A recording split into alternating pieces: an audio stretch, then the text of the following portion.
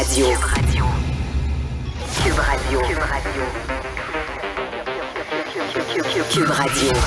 En direct à LCN. Richard Martineau à Cube Radio. Salut Richard. Salut Jean-François. Décision de la SAQ réagir, en fait, dès l'annonce d'un diagnostic de troubles neurocognitifs, on voudrait enlever le permis de conduire à certaines personnes du troisième âge.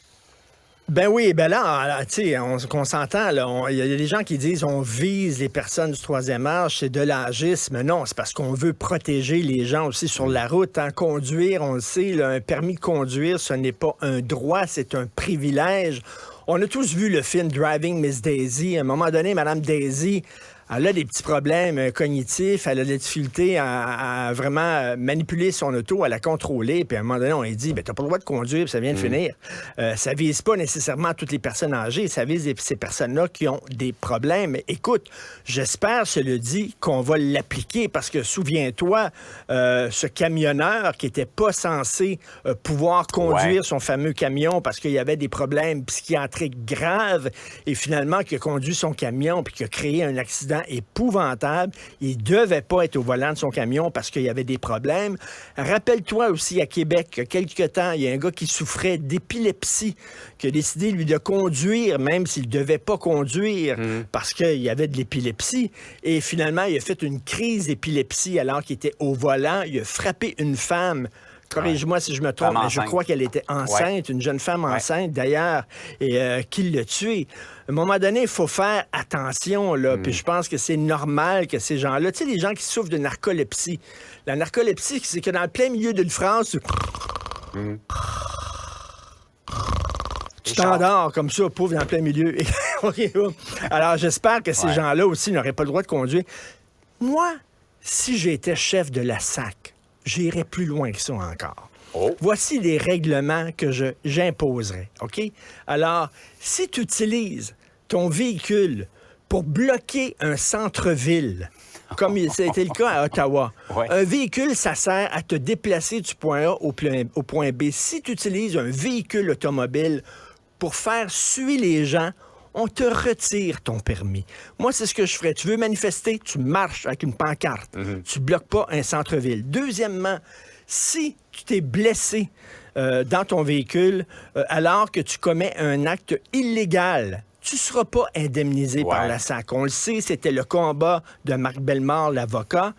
Tu es un voleur de banque. Tu viens de voler une banque. C'est ça. La police te poursuit. Tu es à 200 km dans la rue pour échapper à la police. Tu rentres dans un poteau de téléphone, tu es blessé.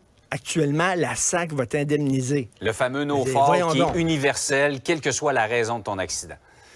Quelle que soit la raison, t'es un bandit, tu fais, je sais pas, moi, écoute, ce qu'on appelle un drive-by shooting. Quelqu'un conduit, t'es dans le véhicule, puis tu tires, le gars, il rentre dans un poteau de téléphone, il va être indemnisé, ça n'a pas de bon sens. Ici, t'es trop petit.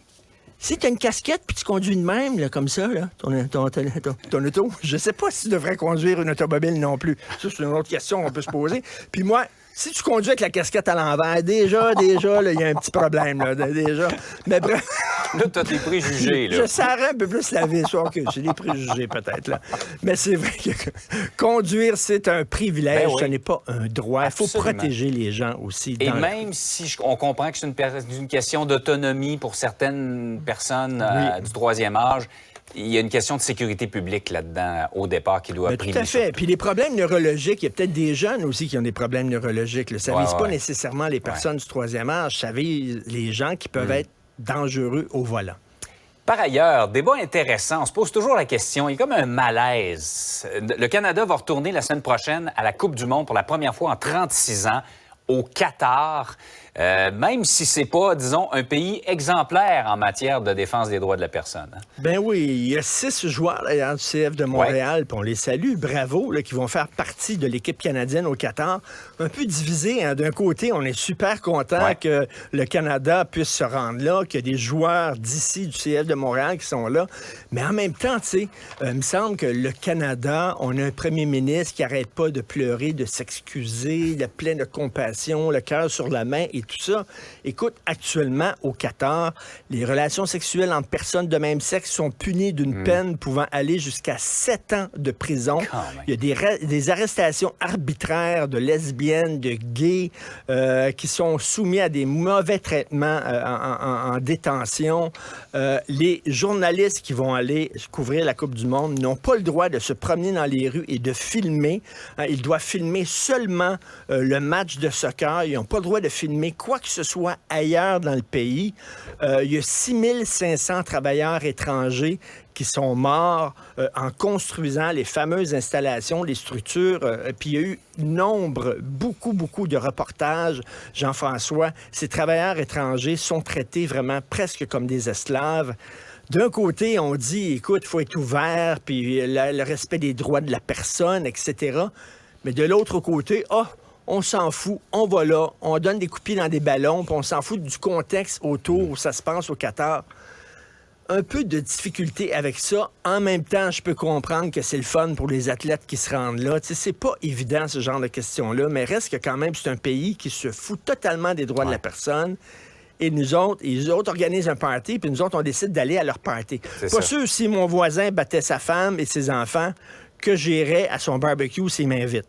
Pas sûr. La question se passe là-bas. Disons qu'il faut se pincer le nez un peu face à cette participation du Canada. Tout à fait, un petit peu, là. Hey, Richard, passe une belle journée.